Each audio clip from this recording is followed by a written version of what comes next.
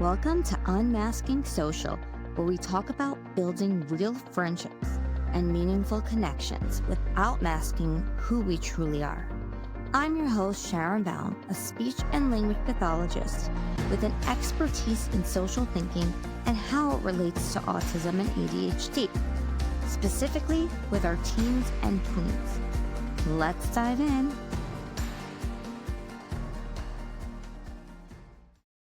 Hello, everybody. On today's episode, we demystify something that is really misunderstood. Dyspraxia. This is something that so many people attribute to just merely clumsiness.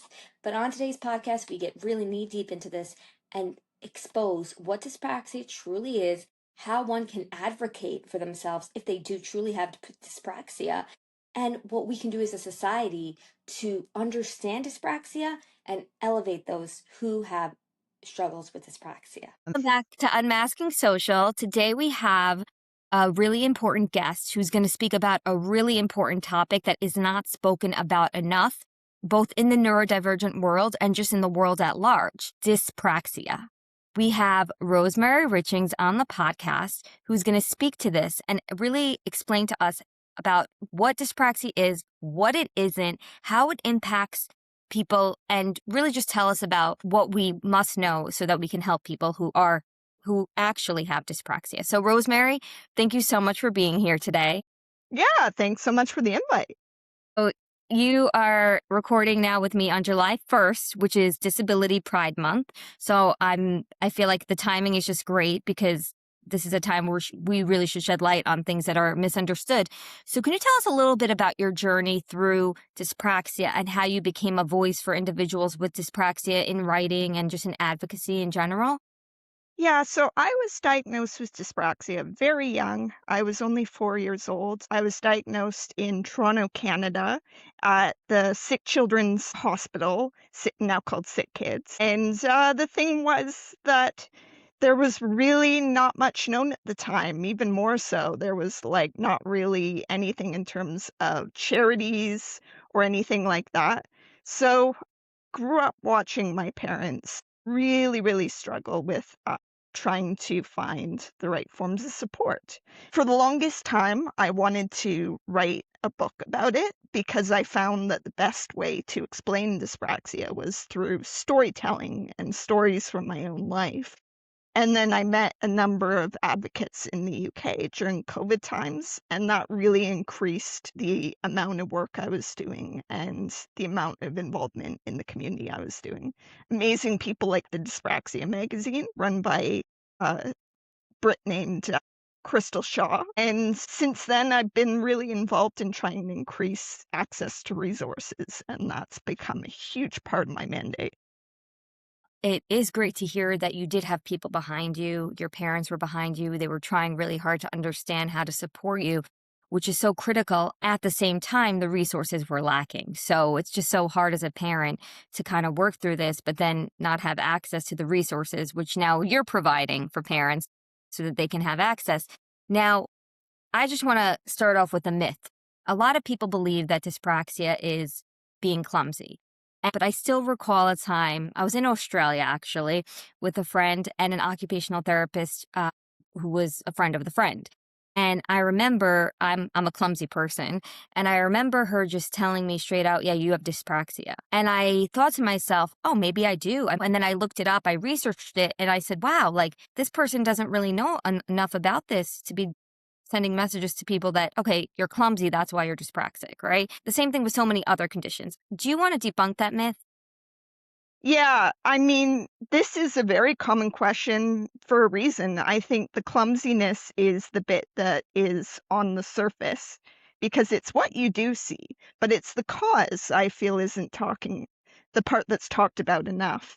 And the fact that it's from being stressed out, having a tough day, being in surroundings where you've got too much going on in terms of people telling you what to do, too many crowds, too much noise, too many stressors and bits of information to process that lead to that clumsiness. And I think all we see is clumsiness in terms of, oh, yes, we've all tripped and fallen over things, but the how is the important differentiator.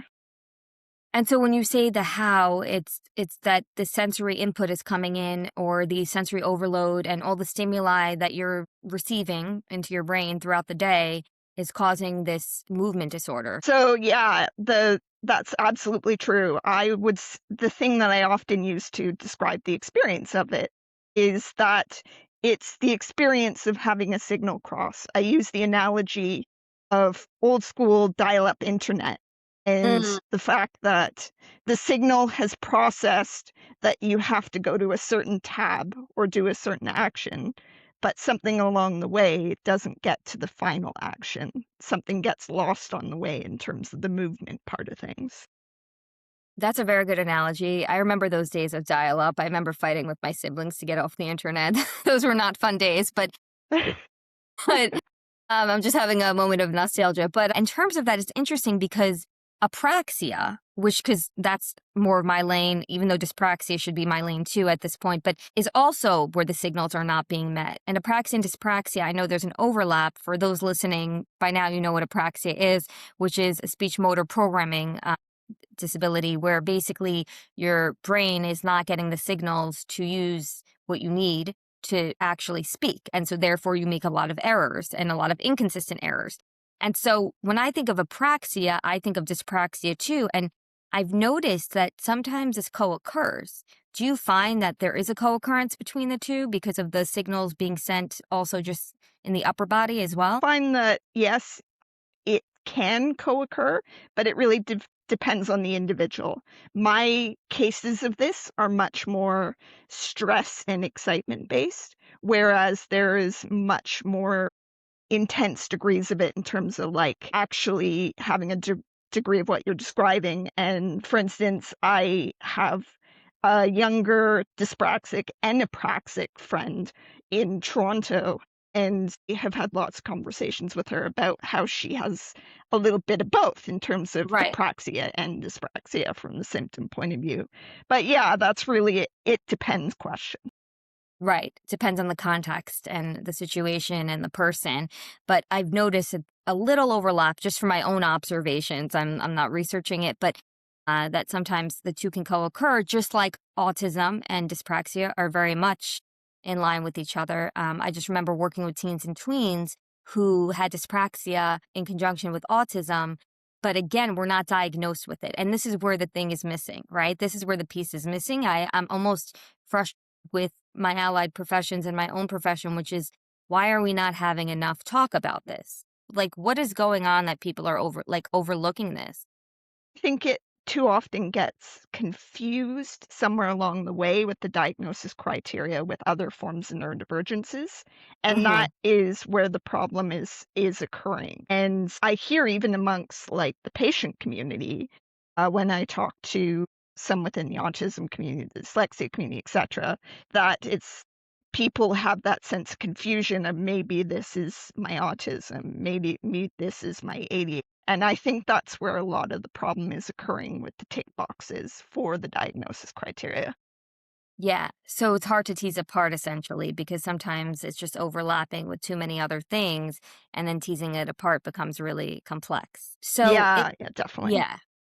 Yeah, I feel like that happens a lot with a lot of things, that they become sidelined, like kind of like almost like a side dish, but it's such a big prominent thing that affects people and it affects many people. And like what is the diagnosis criteria or the like fundamental pieces of dyspraxia for those who aren't trained in it but can look out for signs? Like what signs should we be looking for?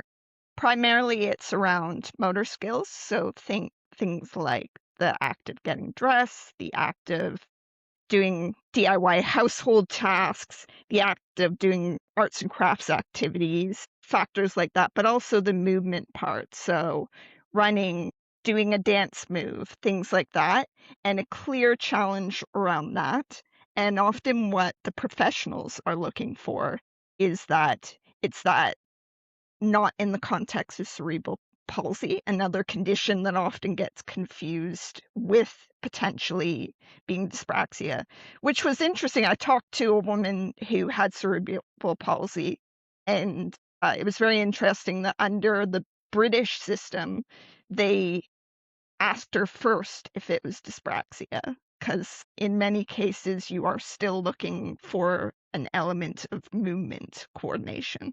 Yeah, that is interesting. And even before the podcast, you mentioned that it's making its way more to America now. I guess there are differences in terms of where it's more noticeable or acknowledged or understood. The US, I feel like maybe, I mean, I'm just thinking about New York City, may be a little bit behind London.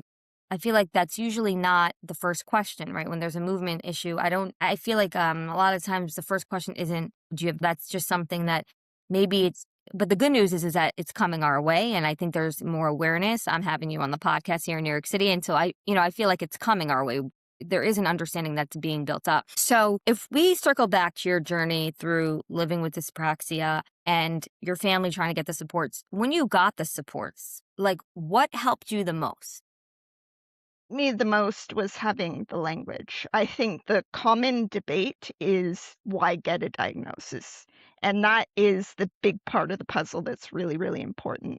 It's being able to say that, like, the causes of how you behave, how you interact with people, how you learn are to do with something that is around how your brain is wired, rather than just purely something that you should have some level of control over in some way. And I think that frees people, especially people who are diagnosed late in life. And I think for me, the big privilege of being diagnosed early is at least I had the language. And then after that, most of what I had to address was how do I convince special education professionals? How Mm, do I help my peers understand? And it's impossible to do that if you don't have the language and you don't have the clarity. And yes, I was diagnosed young, I mean, I was only 4, so it took a while to understand that I was, quote, unquote, "different" in any right. way, but once I did, I could at least start to be more self-sufficient with that process. Language is so pivotal, and I'm not just saying this because I'm a speech pathologist, but communication is really the essence of everything, but understanding the brain and how it works. And I find that too often individuals are given a diagnosis and then sent on their way. And it's kind of backwards because the individual needs to know how the brain works, what's going on in their brain, what's not working, what are some things that can be improved, what are some things that you may have to live with, in kind of throughout your life, and but still be able to manage because again, a lot of these things are a lifetime, right? These things aren't, they don't just go away. We're not wishing it away. So I think it's great that you got that early intervention piece, which some people just don't have, and then they don't have the language to express or advocate, and that's where your advocacy piece comes in, where you didn't just stop at just having this. There was a fire within you that said, I need to advocate on behalf of this. And so what was that fire within you that said, I gotta speak up, I gotta write books, I gotta write articles, I have to go to conventions, I have to speak to people? Yeah, I would say that for me, it was around the time of university. I That was really the first time I was on my own with having to describe what my advocacy needs are, and that was very hard, and I felt like I had that language piece, but in some regards, I still had lots to learn, and I think since then, that became a crucial goal of mine because I was starting to meet neurodivergent and disabled people, more broadly speaking, who were sent into their university's accessibility services office and hearing, "Oh, what are your support needs?" And they were going, "I don't know. I don't know if I need that thing." And that is often the missing piece. That's why with my latest book, Studying with Dyspraxia, I had a whole section set up around practicing with language, practicing with my accessibility needs are X, Y, and Z, and looking into different resources at your disposal, different documentation in your past in order to try and understand what that looks like for you. Yeah, I mean, with the disability service offices, it could be quite a journey. Just because I know many Yeah. students transition to college and they have these accommodations in high school and then they go to college, and some are great. Some have really a lot of knowledge about special education. But some, it seems like an uphill battle where they have to bring in advocates to support them because the Disability Service Office just doesn't have the tools, or they're not equipped necessarily in college. It's like university as we call it in Canada. But it's interesting because I think like not one size fits all for anything. And so for dyspraxia, it's the same. And so not every person is going to need the same supports, but what are some of the supports that you found to be helpful at the university level or even beyond that? Things like having extra time, having alternate ways to write and communicate. That's a big piece of with my latest book, what I try to encourage people to do, to explore alternate ways you can write an essay or take notes or do an examination and consider where that might be helpful for you versus just sitting down and typing or writing notes or writing out your essay or being in the same classroom as your classmates and writing the exam. It's that act of quiet and extra time and having a way of getting into the path of your own head, of your thoughts, quicker than what you can naturally do when you just sort of think over, I want to write this whatever, and it looks like this in my head. How does that look like in writing? Right. So the digital world, for example, right? So that's a whole new set of tools that need to be used. But I can imagine that there needs to be sometimes alternative devices that need to be used or accommodations in that lens because you're using a keyboard a lot of times, right? You're using so many other different things just to post things or write things. Have universities welcomed them in as much in terms of giving? I see your face. You're like, "No." It depends. Yeah. It depends. That's the thing. You're so reliant on people's biases about disabilities, certain Yes. groups, things like Yeah. that it's a bit of a gamble. You'll either get someone that says, "Okay, I'm fine with that. That's okay," or they'll have some really old school way of thinking about like, "Oh, you should just be evaluated the same way as everyone else. Why would I give you something different?" And that is a big part of what you have to juggle too. And so you're such an advocate. You work to support all these individuals, and you're also trying to change the perspective in special education on this, right? So, yeah, in terms of that, can you speak more to that in terms of how you're kind of doing that advocacy work in special education? In special education, that language piece is a core part of things. Dealing with the what if you have somebody that read some really right-wing take on special education disability and, oh, I should just treat people the same no matter what. What if you what if you need to be having an alternate environment and you have trouble keeping track of deadlines? How can you make sure that you're on task? All these little ways of considering like your brain versus the unpredictability of other people. The unpredictability of other people, meaning that things are going to change up on you based on the situation you're in? Yeah, situation you're in, Yeah. definitely, yeah. Okay. Oh, so that's a tough one because, right, it's everything's so unpredictable, and then you have to be flexible with the changes, and then you need the support at the same time. Now, through this advocacy work and publishing these books and doing all this work that you're doing, which kudos to you, what is like one of your proudest moments of something that you've done that you feel like really changed maybe the way people might look at this or just change their view? I think definitely some of the most rewarding I've done is I've done a lot of public speaking talks where I have gone and talked to quite corporate workplaces that many, many years ago when I was just starting out would not even consider my way of thinking and my skill set as valuable.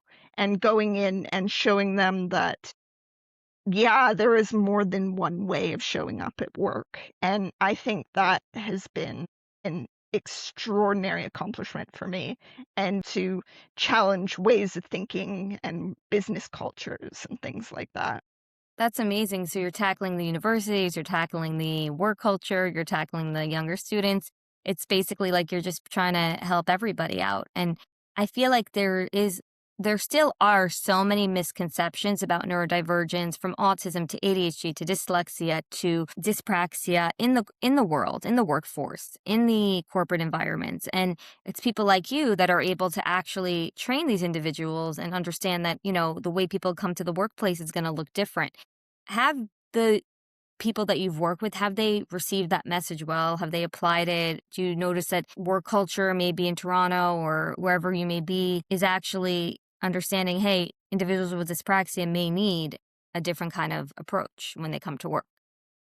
Yeah, I think people come away with it really thinking of that and thinking of the fact that, yeah, maybe they could do their meetings in more than one way of communicating. Yeah, maybe like they do need to give someone a little bit of time.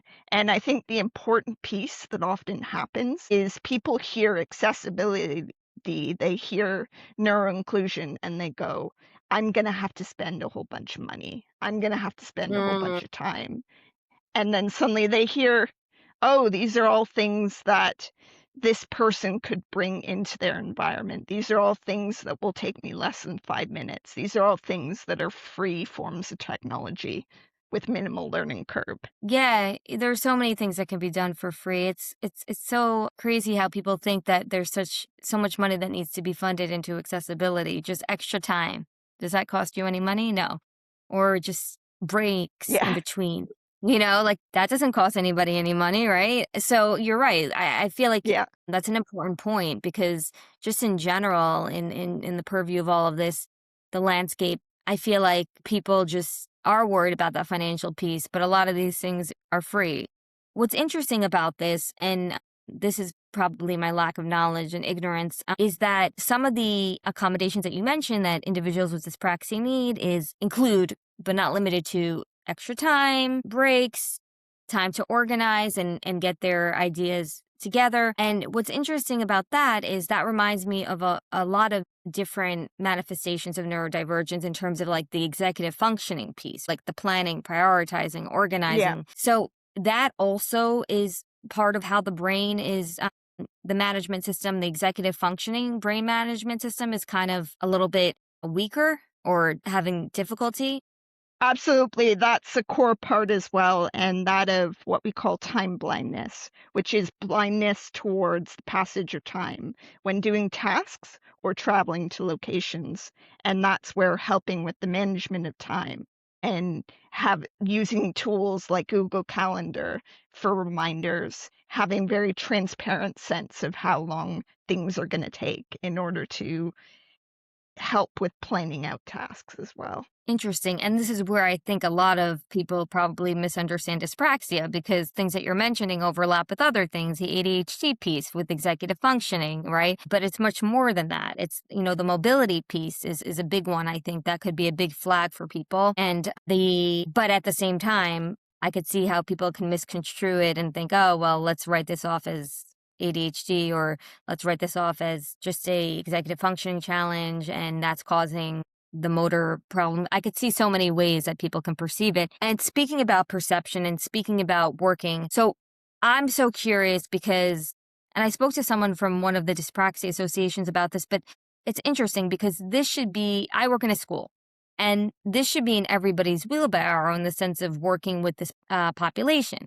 So as a speech pathologist, I think, okay, I have to have knowledge of this. I'm going to be working with individuals who have this just because of so many co-occurrences. And then there's the occupational therapist, right, that also can work on this. And there's also if we have a physical therapist, right, that can work on this. So whose lane is this? In the diagnosis is a multi-professional lane, but I think that's important in order to get all the pieces from the movement to the mental to the coordination to everything else.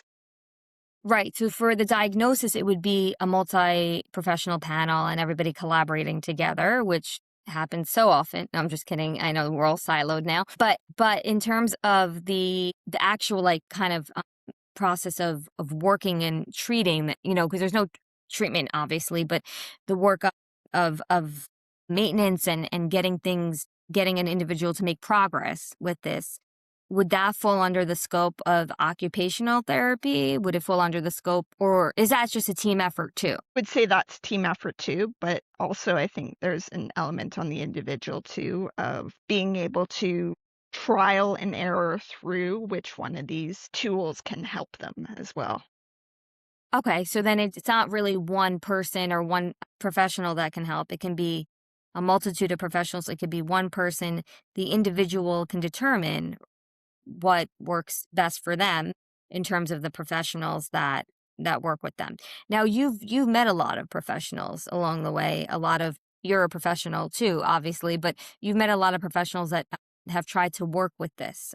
And sometimes I hear that, just like they say, things I've heard about this is, I don't really know much about this, right? I don't really know how to work with this. I don't really know like what's going on.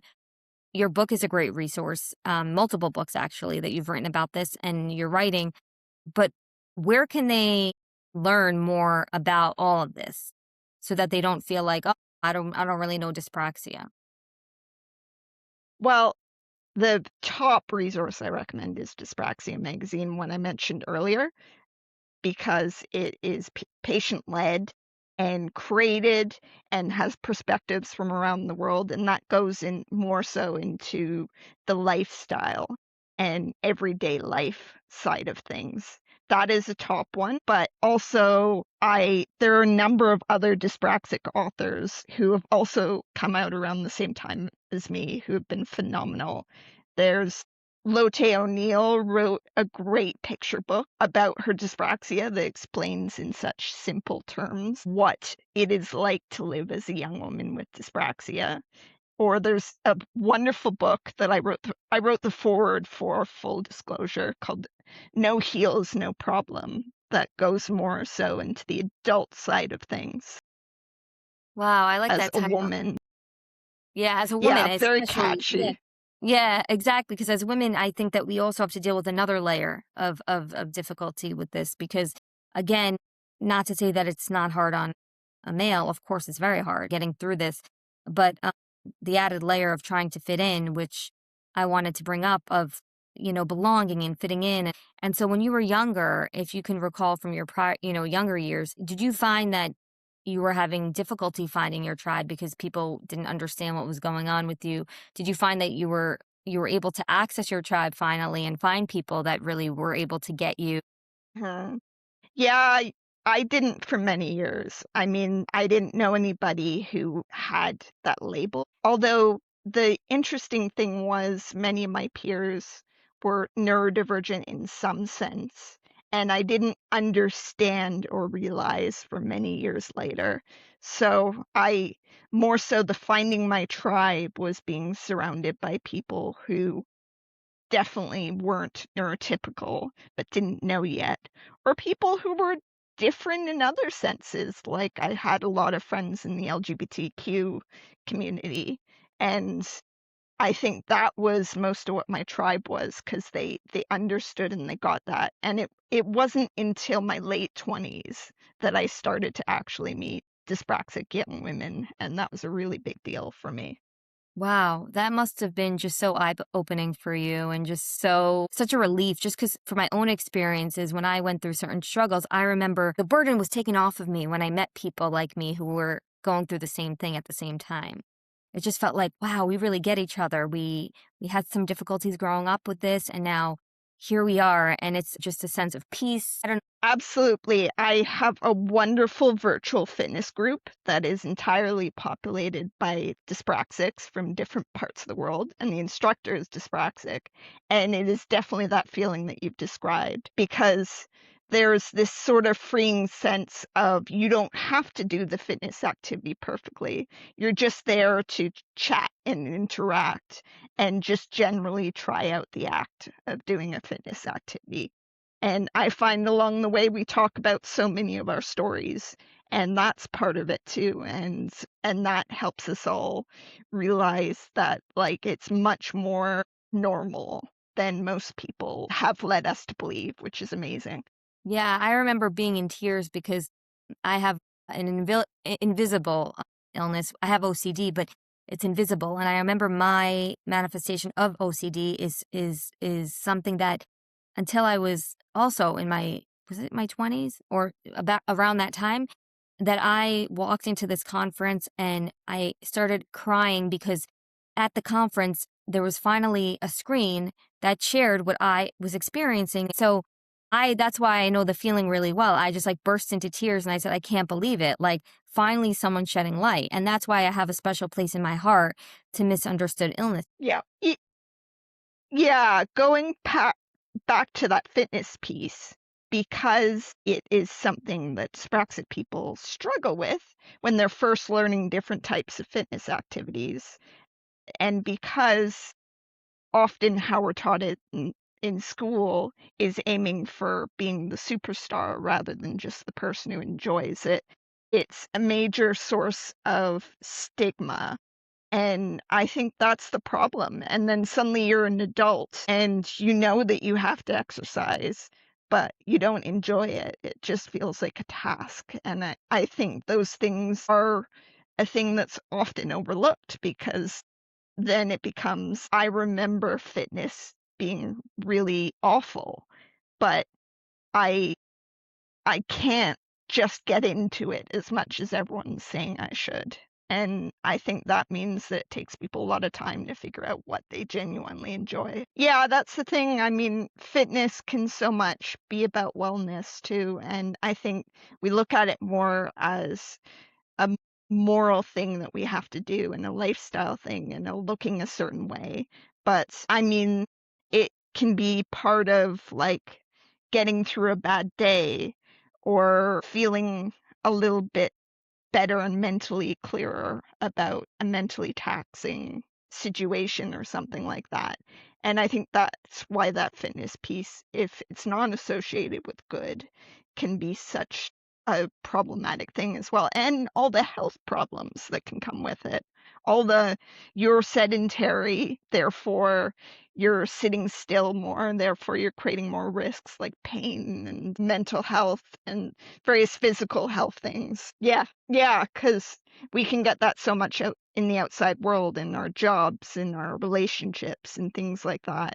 And that's such an important piece, I feel. Yeah, I had a very similar question from a friend who was autistic who came to one of my book events. And basically, what I told him is that the most important thing you can do in order to navigate the complexities of all this is to find that element of what you really enjoy. And that is the strongest community you can possibly connect with. That is the strongest motivator through the challenges of that all. And I think that's really the best we can do, and stick to what you can control versus what you cannot control. And always be constantly reminding yourself where you can control and what you can control in the support journey, but also in general in all other aspects of your life. On July the 9th, I have Studying with Dyspraxia coming out. That is my book about navigating university as a dyspraxic student. I would argue that it's applicable to dyspraxic university students, but also parents, educators, anyone with that sort of relevant interests. I just finished doing a book event in Toronto, my hometown, at one of the largest mental health bookstores. I have a Studying with the store, Caversham Booksellers. Caversham. It's one of the largest in North America. That's what they put in all their advertising copy. Yeah. And along with that, I've got a panel I'm going to be on in the UK on special education coming up in September. But I'm also doing a live stream as well over my LinkedIn and YouTube. That's on the 9th and the night of my book launch, in order to have a more interactive thing with myself and a few other dyspraxic authors to just celebrate what we're all doing. My 2 books, Stumbling Through Space and Time, Living Life with Dyspraxia, and Studying with Dyspraxia, are available at a bookseller near you. If not, then I would ask and request in advance. That's a process that as a reader you have a lot of control over. And my website is my first and last name, rosemaryrichings.com. And same with LinkedIn, Blue Sky, Instagram, and also I have a YouTube channel that's starting to grow that's also under my name. Yeah, thanks so much for having me.